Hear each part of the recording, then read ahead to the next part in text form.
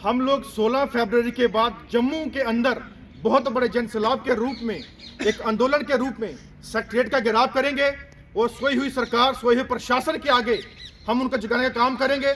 अगर आपको लगता है कि आप लोगों ने जम्मू कश्मीर के लोगों के साथ ऐसा ही भेदभाव करना है, लेकिन हम अब चुप नहीं रहेंगे। हम आपके दफ्तरों के बाहर बैठेंगे। हम अपना डिमांड, अपनी मांग पूरी करवाने के लिए अब चुप नहीं बैठेंगे। चैन से आप लोग बैठे हैं, लेकिन हम चैन से नहीं बैठे हम आपको भी नहीं देंगे। हर तहसील, हर डिस्ट्रिक्ट से लोग जो हैं वहां पे आएंगे और आपके कान, आंख जो भी आपके बंद पड़े वो खोलने का काम हम करेंगे। जी सर, मेरा नाम बिलाल अहमद है। मैं डिस्ट्रिक्ट बडगाम से हूँ, कश्मीर से हूँ मैं। जी, हमने 2012 से हमने लैंड दी थी पीएचई को। तो उस टाइम उन्होंने बोला था कि हम आपको नौकरी दे देंगे। तो नौकरी देने के चक्कर में हमने मतलब इतने महीने काटे, इतने चक्कर काटे दफ्तरों के, लेकिन कुछ नहीं हुआ। एफिडेविट भी हमारे पास है जो उनका दिया हुआ है कोर्ट का, और जो डिपार्टमेंट का भी वो भी है हमारे पास। उन लोगों ने कहा था, उस पर लिखा हुआ है कि हम आपको नौकरी दे देंगे। आप क्या डिमांड रखते हैं? बस हम यही डिमांड रखते हैं कि हमारी मांगों को पूरा कीजिए, और जो हमने ज़मीन दी है हमें ज़मीन के बदले नौकरी दे दीजिए। जी, आपका नाम?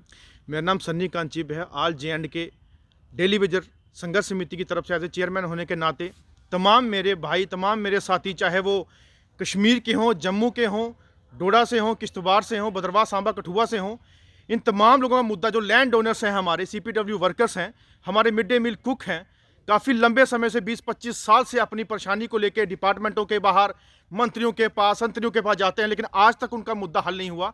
और जब डिपार्टमेंट के पास जाते हैं तो उनको एक अनदेखा किया जाता है, और मंत्री जो हैं अपने वोट लेने के बाद अपने PA, TA, DA को अपने आगे किया जाता है और इनके पास कोई नहीं जाता। लेकिन इनकी जो ज़मीनें हैं आज भी डिपार्टमेंट ने ले रखी हैं।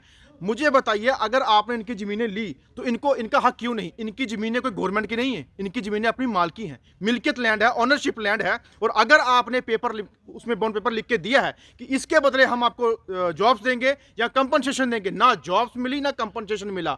अगर सरकारों को, एडमिनिस्ट्रेशन को इनको धोखा देना है तो सीधा सीधा साफ मुंह पे बोल दीजिए, फिर हम लोग जाने, फिर आप लोग जाने, हम देखें फिर हम क्या करेंगे। लेकिन अगर आप ऐसे ही लंबा खींचते रहेंगे इसको, तो वो हम बर्दाश्त नहीं करेंगे। क्योंकि हम लोगों ने पहले से भी ऐलान किया है कि 16 फरवरी के बाद जम्मू के अंदर सेक्रेटरीट का घेराव होगा, पूरे जनसैलाब के साथ होगा।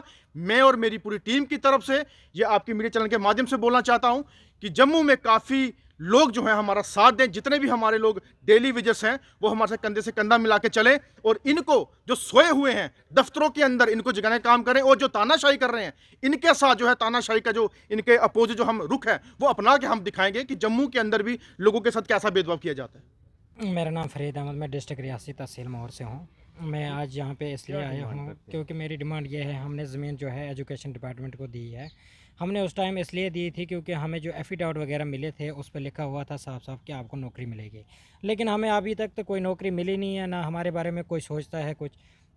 हम गवर्नमेंट से अपील यही करते हैं कि जनाब हमारे बारे में भी सोचे कुछ। आपने जब बोला है कि नौकरी मिलेगी तो तभी हमने ज़मीन दी थी। अगर अभी हमें कोई जवाब नहीं मिल रहा है इनकी तरफ से, ना नौकरी का मिल रहा है ना मुआवजे का मिल रहा है, हमें कैसे पता चलेगा? इसलिए हम रोज़ के चक्कर लगाते हैं इनके दफ्तरों के बाहर, तो हमारे बारे में कोई सोचता नहीं है कुछ। तो जनाब हम इसीलिए अपील करते हैं गवर्नमेंट से कि हमारे बारे में सोचे। अगर नौकरी आपने कहा है तो दे दीजिए, अगर नहीं देनी है तो हमें जवाब दे दीजिए। तो